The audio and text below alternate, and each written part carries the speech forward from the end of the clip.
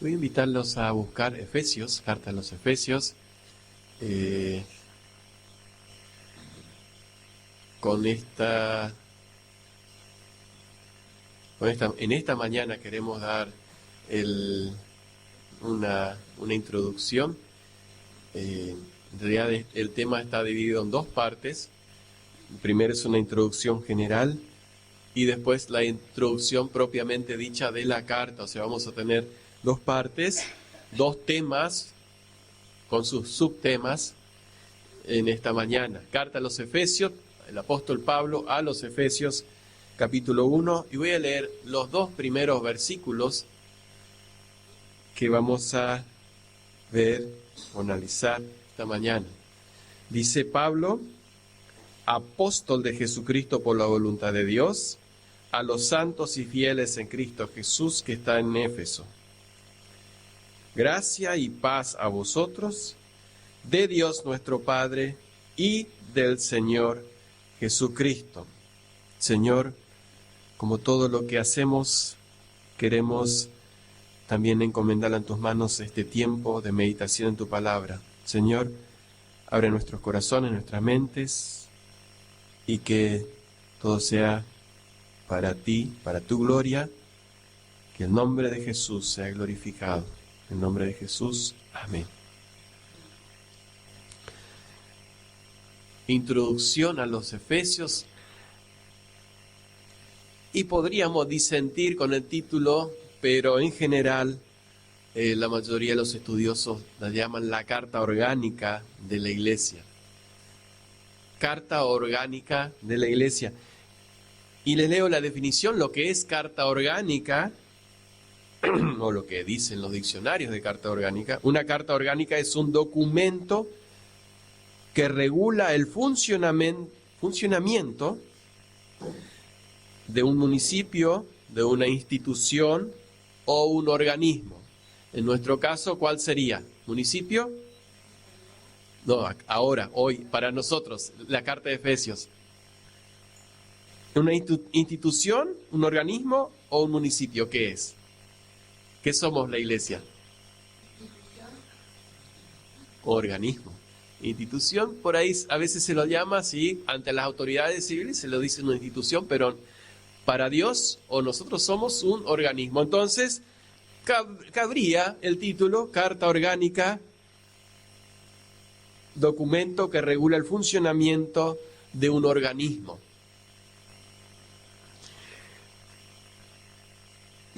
En la carta a los Efesios, Pablo resume lo que es la narrativa del Evangelio. Habla desde que ya desde la eternidad Dios nos escogió,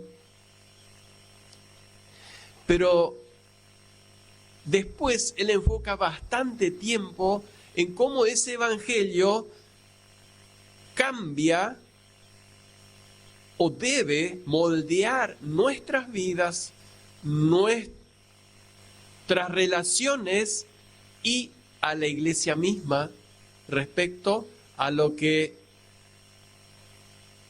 se ve, lo que no vemos, que son las huestes de maldad, las huestes espirituales de maldad.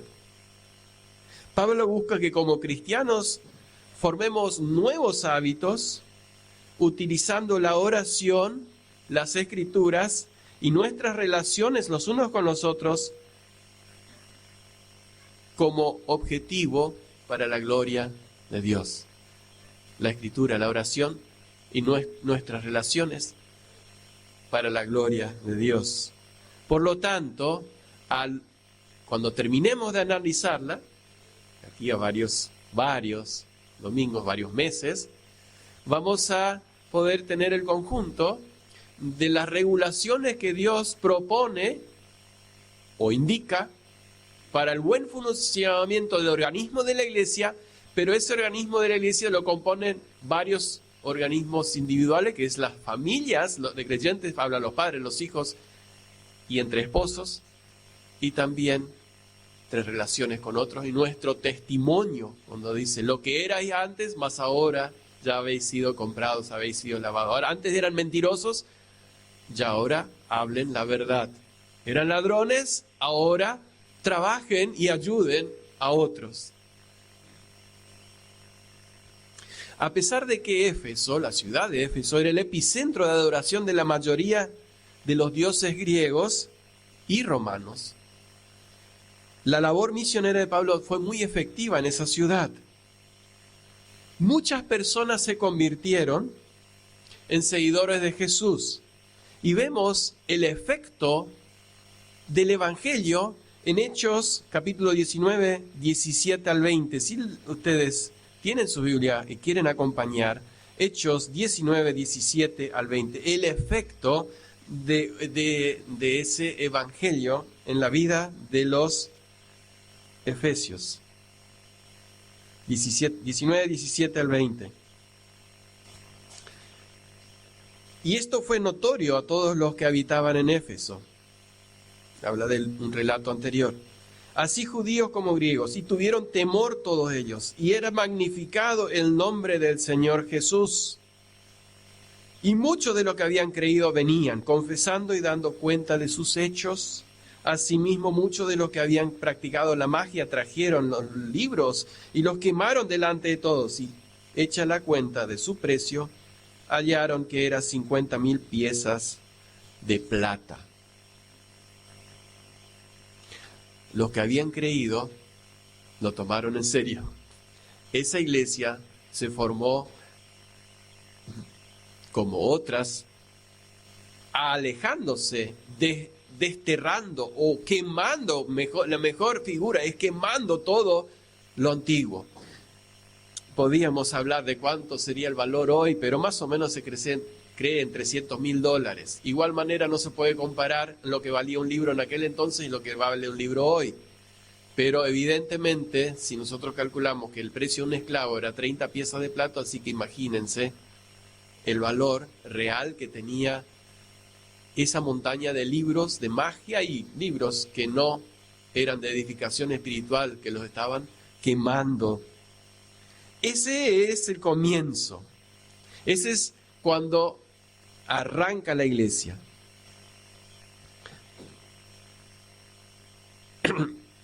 Pero ¿cómo se funda en general o cómo queda establecida? Porque ese es el arranque. ¿Cuándo es cómo se arma toda la iglesia con obispos y diáconos? Y vemos después más adelante que aparecen los ancianos que leyó hoy Gabriela en la introducción, los ancianos que fueron llamados a Mileto, y Pablo les habla a los ancianos. No hay muchos detalles, pero algunas pinceladas podemos verlas en Hechos.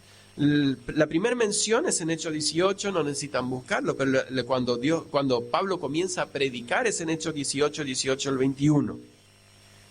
Él está un tiempo en esa ciudad, predica, y de repente, después él deja a Priscila y Aquila, que son mencionados varias veces en las cartas, incluso en Hechos, quienes se quedan para orientar o para estar como en esa iglesia naciente, todos nuevos, pero Priscila y Aquila quedan en esa ciudad. Un tiempo después aparece un tal Apolos, ¿se acuerdan? Apolos, poderoso en la escritura, pero conocía solamente hasta el bautismo de Juan, y él predica hasta ahí, y Aquila y Priscila lo llevan aparte, le muestran por las escrituras que Cristo, o que no quedó en el bautismo de Juan, sino que después está el camino de salvación completo a través de Cristo. Mientras tanto, Pablo había ido a Antioquía, pero después vuelve a visitarlos y se queda 2 años en esa iglesia. 2 años predicando, enseñando, y ahí es donde establece los ancianos en la iglesia. Eso ya está en capítulo 19, 10. A la enseñanza se dedicó por 2 años en esa iglesia. Después se vuelve a despedir para visitar otras iglesias, fundar otras iglesias, y un tiempo después vuelve a aparecer el centro de la escena, que es lo que se leyó en la introducción, que es uno de los mensajes más lindos, lleno de llamados de atención y de advertencias por parte del apóstol Pablo directamente hacia una iglesia, no por carta, sino directamente hablándoles a los ancianos. Me gusta esa parte. Les llama. Éfeso estaba a 50 kilómetros de Mileto, donde él estaba de paso. Y para ahí dice, llamen a los ancianos que quiero tener una última charla. ¿Por qué digo última? Porque en el mismo Hechos dice que él les protesta, dice, no verán más mi rostro. Y ellos lloran, la abrazan. Esa parte, estos ancianos van un día de camino, así que al tercer día seguramente ya estaban ahí, donde él tiene esa charla tan profunda. No la vamos a leer, ya la hemos leído en traducción, pero acuérdense, esto está en el capítulo 20, del 17 al 38, es bastante extenso. Pero todo esto, estos detalles, nos da a pensar que la iglesia de Éfeso era muy querida para Pablo. Todas las iglesias eran muy queridas, las tenía en su corazón, a todos los creyentes, pero algunas particularmente, o algunas tenían algo especial en su vida, en su ministerio.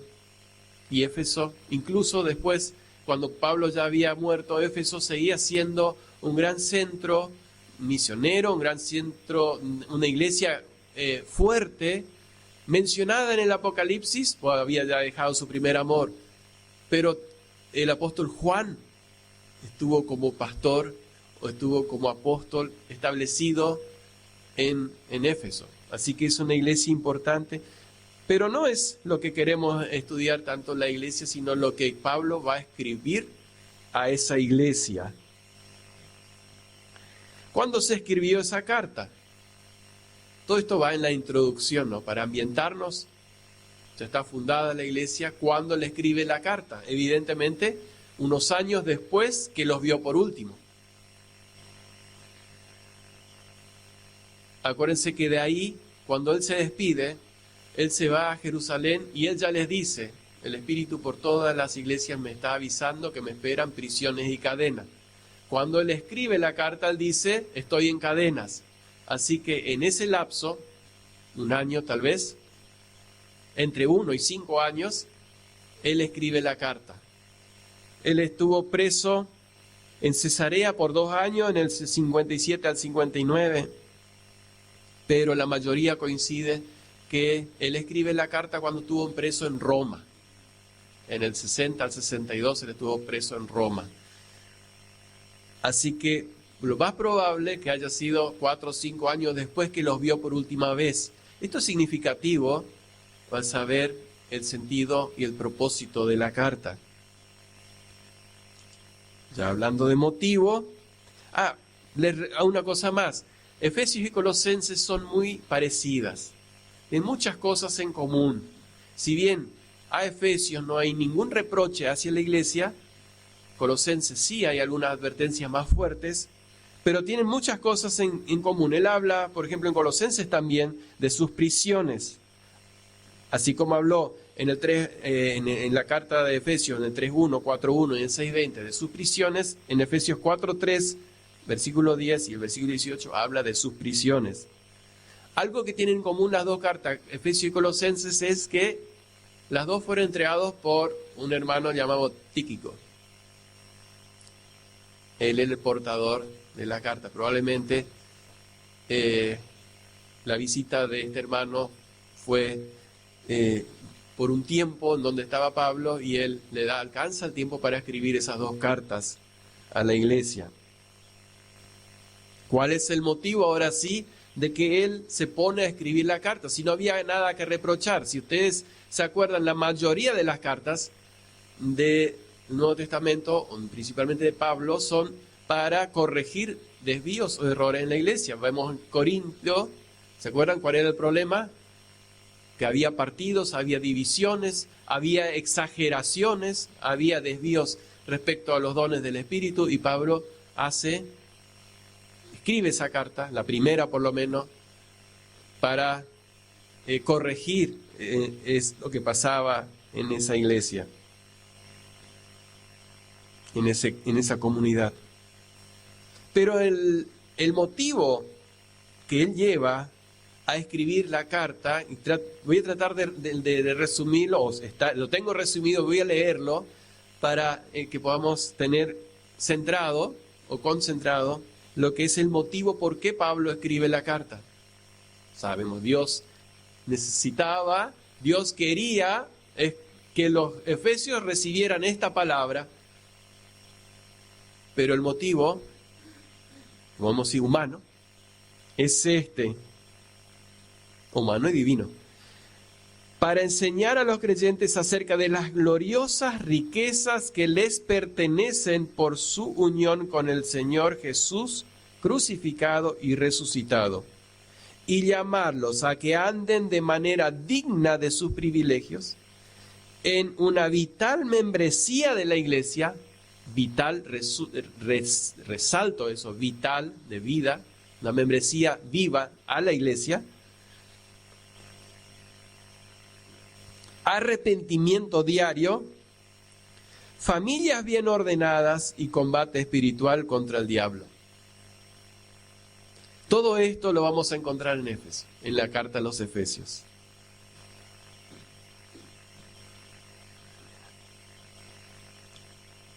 Como dije, en esta carta no se llama la atención por ningún peligro espiritual que esté en esa iglesia, sino que más bien él escribe para fortalecer a una iglesia sana.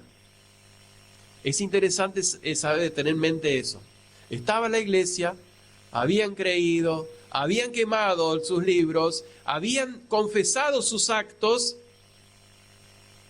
pero necesitaban fortaleza, aliento, y cómo mantener relaciones sanas, familias sanas y una iglesia que se mantenga sana. ¿Por qué? Porque Pablo ya en Hechos, lo que leímos hoy al principio, dijo: yo sé que entre ustedes, no se leyó, en ese mismo párrafo, cuando él le habla a los ancianos, dice: yo sé que entrarán lobos rapaces, y de ustedes mismos se van a levantar algunos que van a tratar de desviar a la iglesia del camino central. Así que, lo del camino para la gloria de Dios, para lo que la iglesia está establecido en la tierra. Y entonces la carta que él escribe es para que se mantenga en la línea que él había encaminado a esa iglesia. No sé si me siguen. ¿Sí? Ahora, si podemos deducir el propósito de sus oraciones por la iglesia, porque él menciona varias veces las oraciones, entonces él escribió a Efesios para dirigirlos a un más rico conocimiento experiencial de su Salvador en el contexto de sus vidas diarias en un mundo caído. Que el cristianismo, la relación con Jesús sea práctica, sea de todos los días, que no sea una vez a la semana una liturgia, sino una vida práctica, porque habla de la relación entre esposos, el rol que cada uno cumple, habla de los padres con los hijos, con los siervos, y también del testimonio. Todo lo que ustedes eran antes, ustedes ya no son más. Ustedes eran, ahora no son más. Si vemos la centralidad de la epístola por esto, ese es el motivo principal que él escribe esa epístola. Bueno, siempre nos preguntamos quién escribió la epístola. Acá es fácil, podemos agarrar tomamos nuestra Biblia, decimos epístola, a ver cómo dice en las de ustedes, pero en la mayoría dice epístola de Pablo a los Efesios, ¿sí? Bueno, ya está. Carta, sí. Bien. Esto es, no hay dudas, pero siempre hubo, incluso ahora, las críticas suelen empezar a decir: ¿será que fue Pablo? ¿No habrá sido alguien que se hizo pasar por Pablo? o escribió en nombre de Pablo. Todo eso, si se quiere considerar solamente eso, ya sería una mentira toda la carta, porque él dice, yo Pablo preso en cadenas. Así que es Pablo, el apóstol Pablo, que nosotros conocemos ya la historia de su conversión. Si queremos hacer una sola frase de cuál es el tema principal de la epístola, y con esto termino la primera parte, que es la introducción general, sería las riquezas de la gracia en Cristo Jesús para su cuerpo. Las riquezas de la gracia en Cristo Jesús para su cuerpo. Bueno, hecho este paréntesis, no menos importante que todo lo demás, porque nos sitúa en el contexto de la carta, vamos a la introducción a la carta que ya hemos leído al principio, que son los 2 primeros versículos. Y sobre eso vamos a centrarnos unos minutos en esta mañana.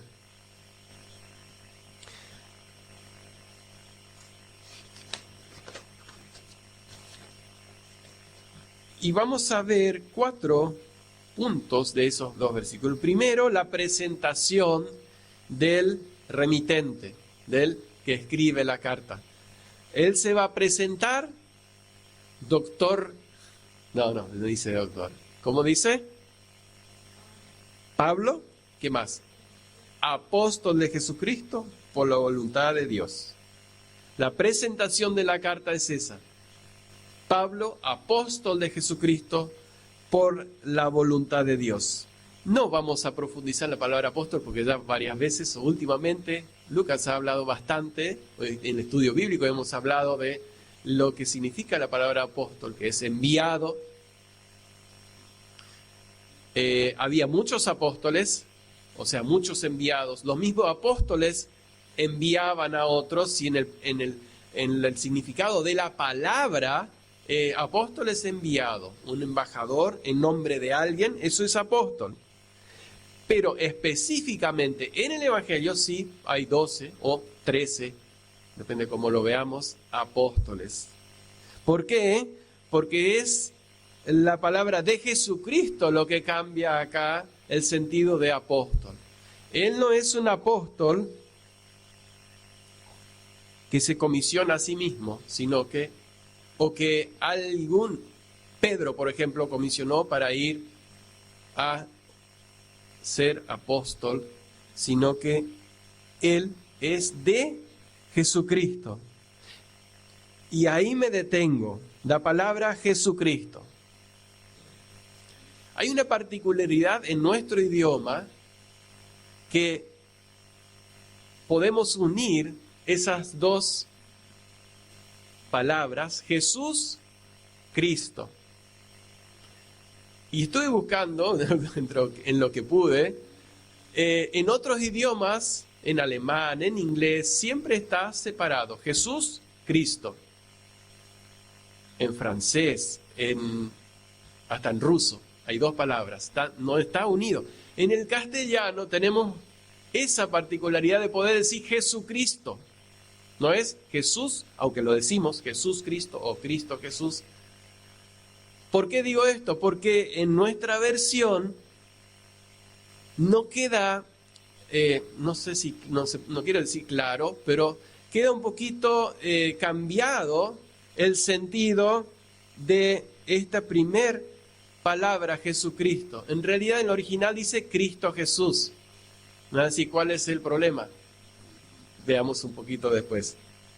Vamos a analizar las 2 palabras por separado, pero un repaso, ustedes la saben, ya cuál es. ¿Qué significa Jesús? ¿Se acuerdan?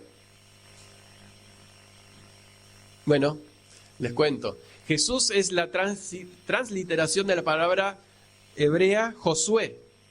O sea que el nombre Jesús ya viene de hace muchos años, muchísimos años. Había muchos judíos llamados Jesús. ¿Por qué? ¿Qué significa? Dios o Jehová salva. O, en otra palabra, Jehová es el Salvador. Cada vez que alguien ponía el nombre a su hijo Josué.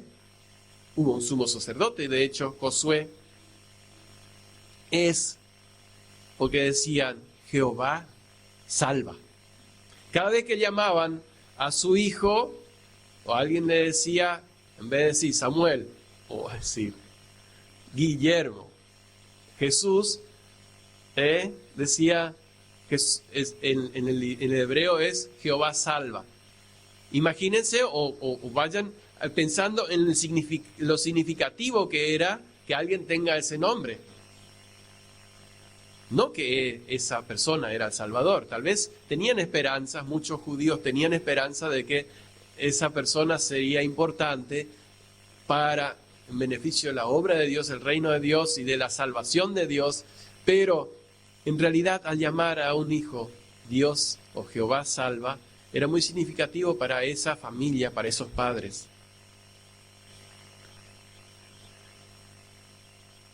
Pero en una persona es particularmente importante y significativo, en una sola persona, porque él representa lo que dice o lo que su nombre le fue dado. Su nombre le fue dado antes de nacer. ¿A quién se le dijo que se llamaría Jesús? A ver, vamos por la historia. A María y a José.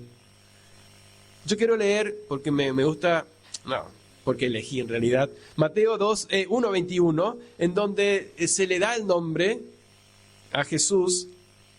Es el ángel que le está hablando a José, porque ahí está la particularidad de ese nombre.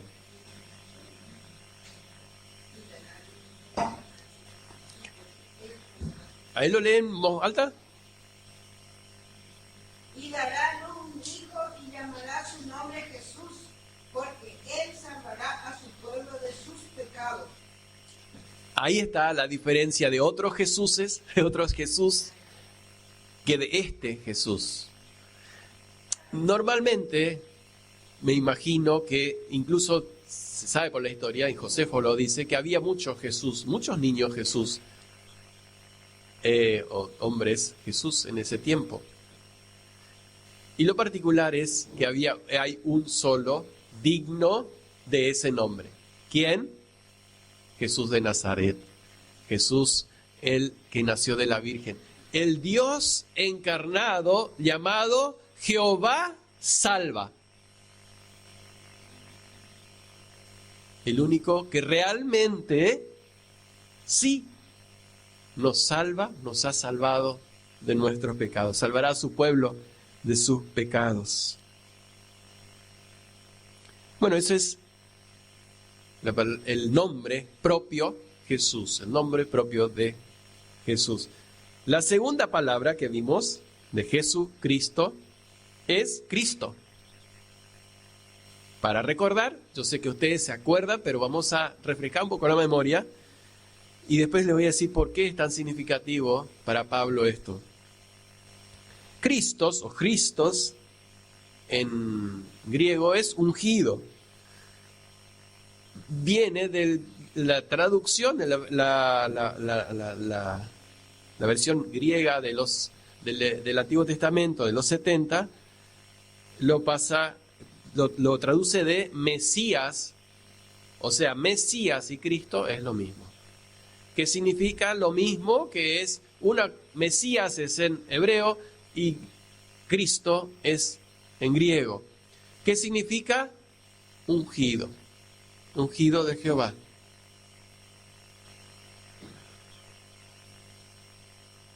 Había 3 funciones, oficios en el Antiguo Testamento que eran ungidos de Jehová. Los sacerdotes, especialmente el sumo sacerdote, ¿se acuerdan? Aarón, bueno, los demás, los hijos de Aarón,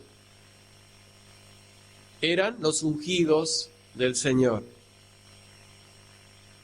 Después estaban los profetas, los ungidos de Jehová, los ungidos de Dios. Los profetas eran ungidos también de Dios, llamados y ungidos por Dios. ¿Se acuerdan? Elías, que le unge a Eliseo como profeta en su lugar. Bueno, otros detalles. Y uno más, dijimos, sacerdotes, profetas, ¿y quiénes más eran ungidos de Jehová? Hace poquito leímos en nuestra lectura que estamos siguiendo.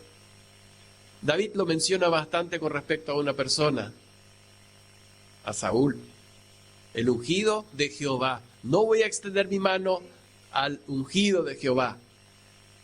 Y así también el propio David es el ungido de Jehová como rey de Israel. Los reyes eran ungidos de Jehová. Primero Israel en su conjunto, después sigue Judá. Eran ungidos de Jehová. Pero lo particular, o sea, eran Cristos. Suena, ¿sí? Mesías, porque eran ungidos. Pero uno solo es el que tiene los tres oficios. Jesucristo, el Cristo. Jesús, el Cristo. El ungido, el Mesías. Salvar su pueblo. Sacerdote, profeta y rey es el único. De ahí la importancia de unir las dos palabras, o de que mayoría en el Nuevo Testamento están las dos juntas, o Cristo Jesús o Jesús Cristo. ¿Cuál es la diferencia? Ya lo vemos. Se habla mucho de Cristos, ungidos, Mesías, pero el único Cristo ungido, el que salva o nos salvó de nuestros pecados, es Jesús Cristo. Y incluso la advertencia está para los últimos tiempos, que habrá falsos Cristos, falsos Mesías. La advertencia para el pueblo de Dios. Vamos. ¿Cuál es la importancia de Cristo Jesús o Jesús Cristo? Tal vez no sea tan relevante, pero vale la pena ver la salvedad. Los apóstoles que conocieron a Jesús en persona, lo vieron como el Jesús con nombre propio, como Pedro, Juan, Judas, Santiago, siempre escriben Jesús Cristo, porque ese es el orden que lo conocieron. Lo conocieron como Jesús de Nazaret, que después de morir y resucitar se transforma en el Cristo, o sea, se transforma no, en realidad se sella o se demuestra que es el Cristo. Entonces, normalmente van a leer ustedes en las epístolas de estos apóstoles que conocieron al Señor, y en los evangelios, Jesús Cristo, o sea, Jesucristo. En cambio, Pablo, ¿cómo conoce a Jesucristo? Primero conoce al Cristo glorificado, con esa luz que le enceguece, y él cae, y él dice, ¿quién eres, Señor? ¿Lo conoce? Señor, el Cristo. Y después le dice, Pablo le dice, ¿quién eres, Señor? Y Jesús le contesta, yo soy ¿quién? Yo soy Jesús a quien tú persigues. Podemos decir, no, es un juego de palabras, pero en realidad demuestra la importancia que Pablo le hace, y en la mayoría de los casos lo van a ver, que él lo escribe Cristo Jesús. Conoce primero glorificado, y cuando se presenta, yo soy Jesús a quien tú persigues. Muchas veces Pablo va a escribir, en Filipenses, por ejemplo, depende el contexto, él cambia, pone Jesús Cristo, pone Cristo Jesús. No sería de tanta relevancia, pero era para una aclaración, para entender de que acá ustedes 3 veces van a encontrar esas dos palabras unidas. En esos 2 primeros versículos 3 veces está Jesús Cristo o Cristo Jesús. Apóstol de Jesucristo,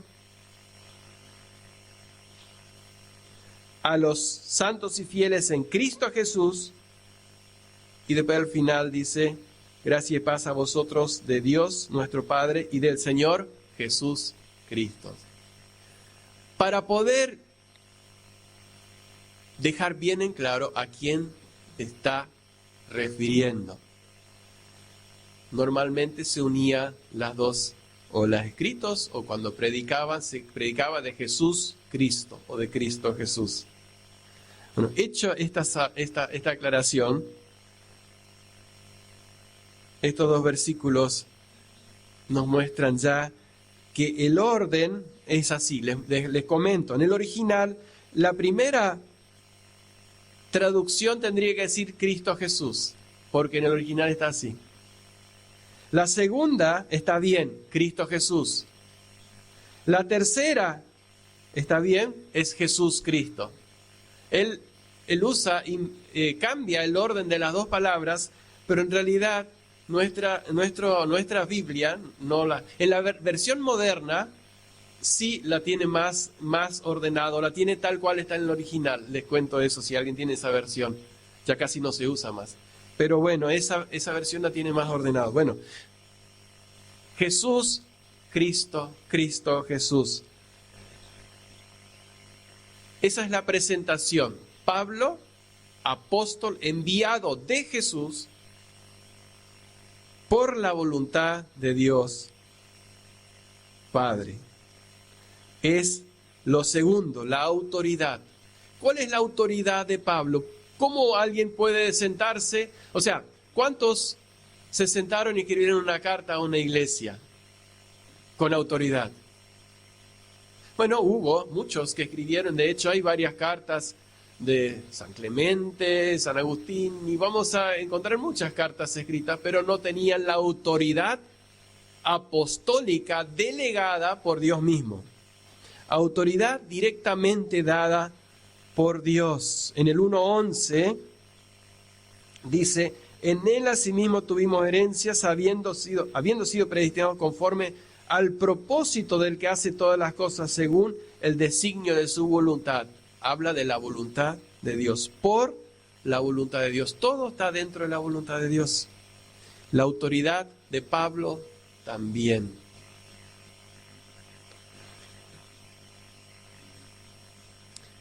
¿A quiénes se escribe? Ya lo hemos hablado bastante. A los Efesios, sí, lo dice Cristo.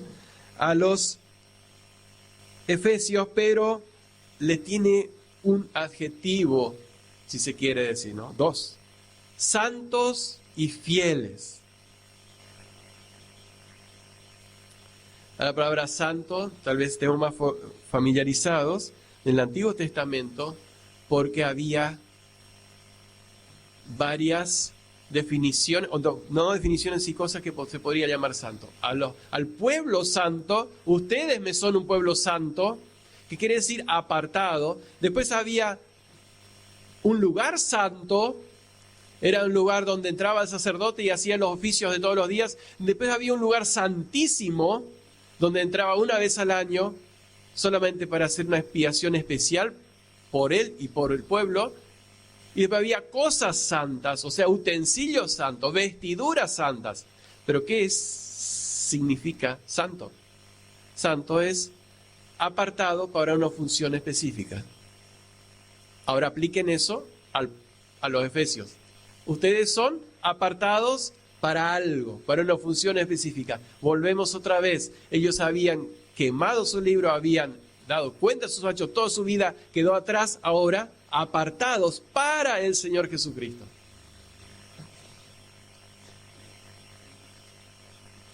Y fieles.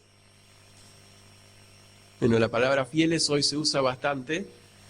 Fieles de Ochito Gil, tenemos fieles de los de Apachamama, fieles de, no sé, pueden encontrar todos fieles. Está bien. ¿Qué significa la palabra fieles? Bueno, en realidad la palabra en sí misma significa digno de confianza, confiable, fidedigno, fiel,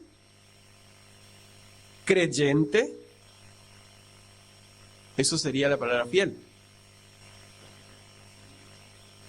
Pero también dice que cumple sus compromisos o miembro de una iglesia. Dice el diccionario Word Preference.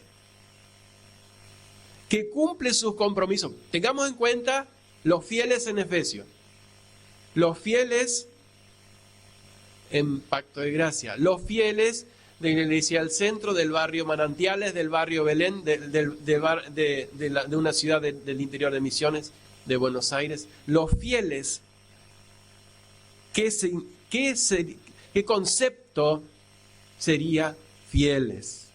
Los que cumplen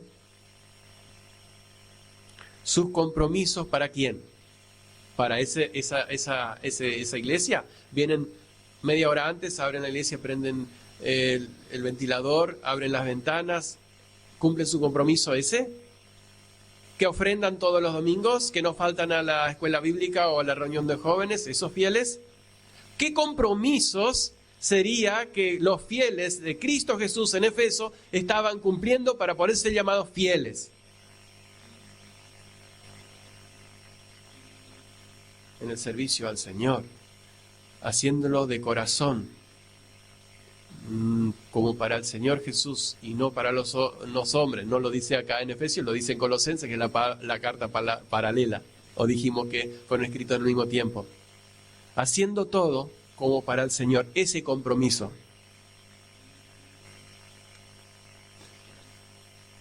Veamos, si Pablo hoy tendría que escribir a la iglesia, y pongan el nombre, si alguien está escuchando por YouTube, hoy a nosotros el Pacto de Gracia, estaría escribiendo pensando en mi vida fiel y santo. En realidad santo es apartado por Dios, pero viviendo en santidad, a eso me quiero referir. ¿Cómo se demuestra mi pertenencia al cuerpo de Cristo en esa carta orgánica donde me explica cómo debo vivir? ¿Cómo se demuestra eso en mi vida diaria? ¿Qué tan fiel y santo soy cuando estoy en la calle, o estoy en la paradita, o estoy en la escuela, o estoy en mi trabajo? ¿Qué tan fiel y santo soy cuando nadie me ve? Ups.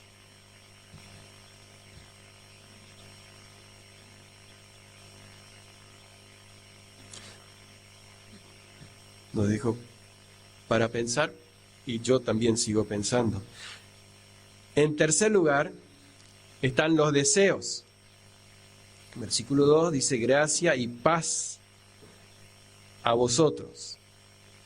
Otra vez dos palabras. Podríamos seguir bastante acá, solo con las palabras que usa Pablo en esos dos primeros versículos. Pero gracia y paz son muy particulares, especialmente gracia. Leí en un comentario que decía algo así, no, me olvidé y no tomé nota. Podríamos predicar toda nuestra vida y estudiar toda nuestra vida sobre gracia, estudiar y predicar toda nuestra vida sobre la gracia. Podríamos cantar y escribir todos los himnos que se puedan cantar sobre la gracia. Podríamos escribir libros y libros sobre la gracia, pero no podríamos ni siquiera rascar la superficie a lo que realmente significa la gracia de Dios. Con razón, este himno que escribió este hombre, Sublime de Gracia, ¿se acuerdan? Sublime Gracia. Pablo era uno de los que más podía maravillarse entre esa palabra o entre esa acción de Dios, la gracia. Pensemos un momento. Queriendo servir a Dios con tanto celo, decir, no, acá hay una secta que se levantó contra Dios, están yendo contra Dios, yo tengo que perseguirlos, matarlos, exterminarlos, porque están yendo contra Dios, nuestro Dios. De repente es sorprendido por el mismo Jesús, que él no sabía, que él estaba persiguiendo. Y ese mismo Jesús le dice, bueno, dejad de molestar ahora a estos cristianos, dejadlos en paz. No los molestes más, anda a tu casa o mudate a otra ciudad y déjalos tranquilos. ¿Qué hace Jesús? ¿Hace eso? No, les dice, ve y anuncia a los gentiles y vas a ir ante los reyes. De tal manera que terminó predicando frente al César. Hasta ahí llegó el Evangelio. Si esto no es gracia de Dios, o por lo menos una pequeña definición de lo que es la gracia de Dios, pensemos en nuestra vida, cómo Dios nos rescató por su gracia. Gracia, que la palabra en sí misma es gratificante o gratificante, figurativamente o en sentido espiritual es influencia divina sobre el corazón del hombre. Influencia divina sobre el corazón del hombre. Esa es la gracia de Dios. 1 Corintios, vamos a leer 3 textos. 1 Corintios, hay 2 en 1 Corintios, así que busquemos 1 Corintios 3:10, 15:10 y Tito.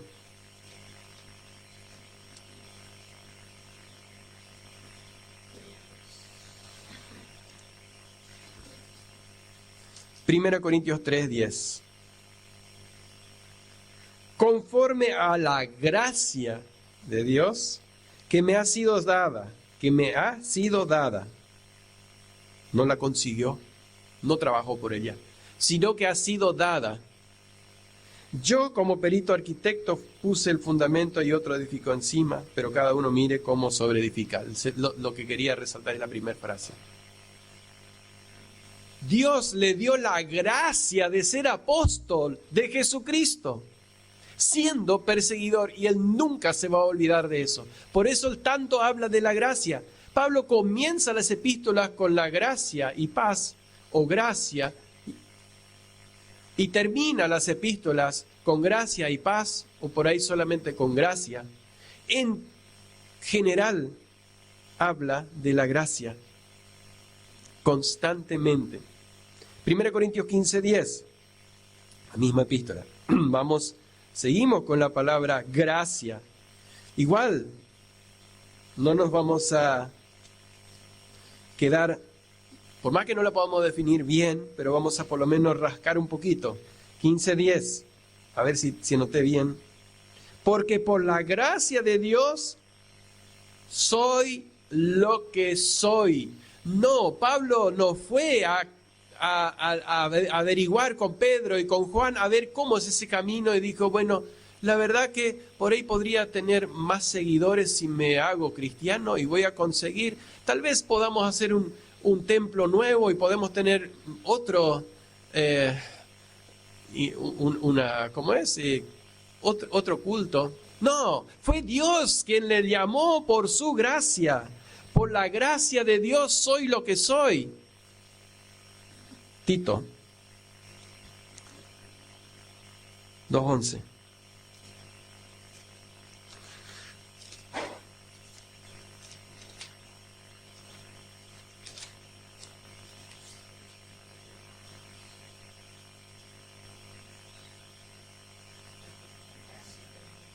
Porque la gracia, charis, o charis, en griego, más o menos así, charis, de Dios, se ha manifestado para salvación a todos los hombres.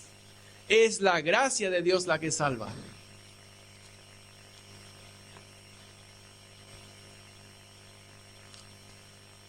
Como les dije, los escritos de Pablo y la vida de Pablo estaba enmarcado por la gracia de Dios.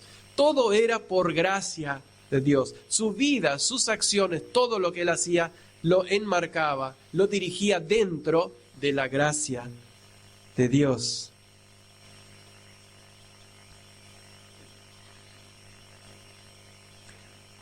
Todos tenemos esa gracia de Dios. ¿Cuánto valoramos la gracia de Dios? ¿Cuánto nos hace pensar y meditar en la gracia de Dios? Cuando te levantas, ¿te acuerdas de que por gracia de Dios estás donde estás, tienes lo que tienes y puedes hacer lo que haces? Cuando terminas el día, puedes recordar de la gracia de Dios. Si bien nos levantamos, como dice el Salmo, o el proverbio, que por la misericordia de Dios son nuevas cada mañana, pero la gracia es el regalo, el favor inmerecido de parte de Dios. Pablo combina, algunos comentaristas hablan de que él habla, cuando saluda gracia, es un saludo griego o gentil, y cuando dice paz, es el saludo de los judíos. Entonces, para unir ambos pueblos, o para que son uno, dice gracia y paz, shalom. En realidad, cuando él escribe, no escribe la palabra shalom en hebreo, sino que escribe eirene, o algo así, que es en griego la palabra paz. Pero el saludo del judío era shalom, era paz. Entonces él une la gracia con la paz. ¿Y cuál sería el sentido? ¿Qué significa paz? La palabra paz. Del diccionario Vine del Nuevo Testamento les leo lo que se puede encontrar en el Nuevo Testamento sobre la palabra paz. Relaciones armónicas entre personas. ¿Recuerdan? Esto es el deseo que Pablo tiene para con los efesios. Gracia y paz. Mateo 10:34. Ausencia de agresión. Es la segunda. Dejé algunas afuera incluso. La segunda, ausencia de agresión. En Hechos 9:31, después que Pablo se convierte, dice que había paz en todas las iglesias en Judea. No había más agresión externa.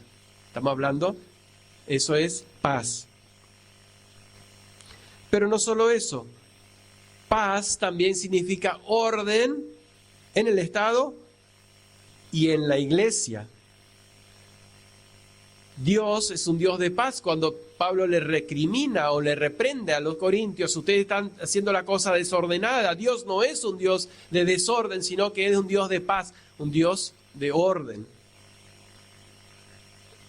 El desorden no contribuye a la paz, pero tampoco el orden nos da garantía de que haya paz, porque a veces queremos ser tan ordenados que generamos conflictos. Pero el orden de Dios es paz. Pero las dos últimas son las más importantes. Paz significa relaciones armónicas entre Dios y el hombre, habiendo hecho la paz entre Dios y el hombre, conseguida mediante el Evangelio. Podríamos leer muchos textos de eso, pero ustedes saben lo que significa la paz hecha por Jesucristo al derramar su sangre, como nos une y nos da paz. Romanos 5:1. Justificados pues por la fe, tenemos paz para con Dios. Y la última, conciencia de reposo y contentamiento que surge de esa relación restablecida o establecida entre Dios y el hombre. Ese contentamiento, el reposo, poder confiar en la paz de Dios, en lo que Cristo ha hecho. Paz no es solo un sentimiento de seguridad, sino las relaciones armoniosas con Dios, con uno mismo y con los demás. Y eso lo resalta, lo recalca en todas las cartas el apóstol Pablo. ¿Qué es entonces lo que dice?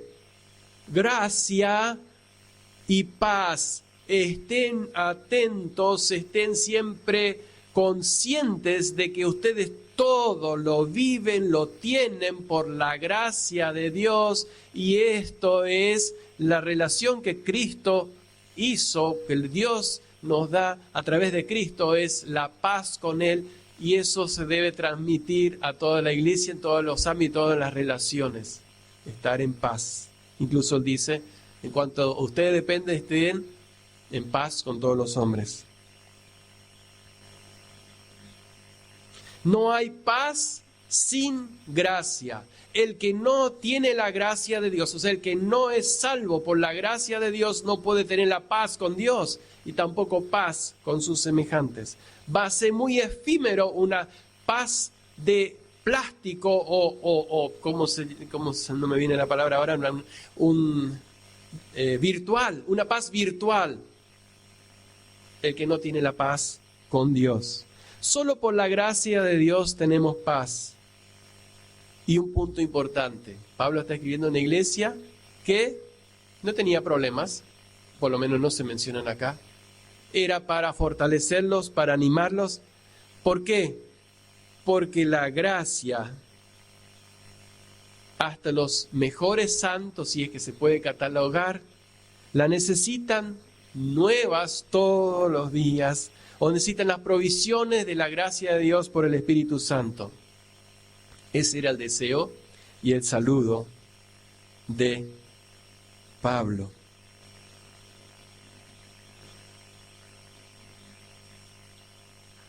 Para terminar, si solo la introducción tenemos tanta riqueza en la palabra escrita dejada por el apóstol en esta carta, imaginemos lo que es siguiendo el resto de la epístola.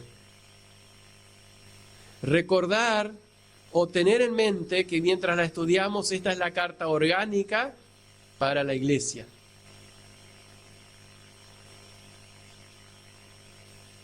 Y recalcar que si no tenemos la paz de Dios, la paz con Dios a través de Jesucristo, que es solamente por su gracia, no pertenecemos a esa iglesia, o no, el que no la tiene no pertenece a esa iglesia, por más que tenga una lista de miembros en una iglesia, por más que haya contribuido, haya incluso predicado, pero si no tiene la paz de Cristo por la gracia de Dios, no es parte de ese organismo llamado iglesia y no podrá sujetarse ni entender esa carta orgánica de Pablo a la iglesia.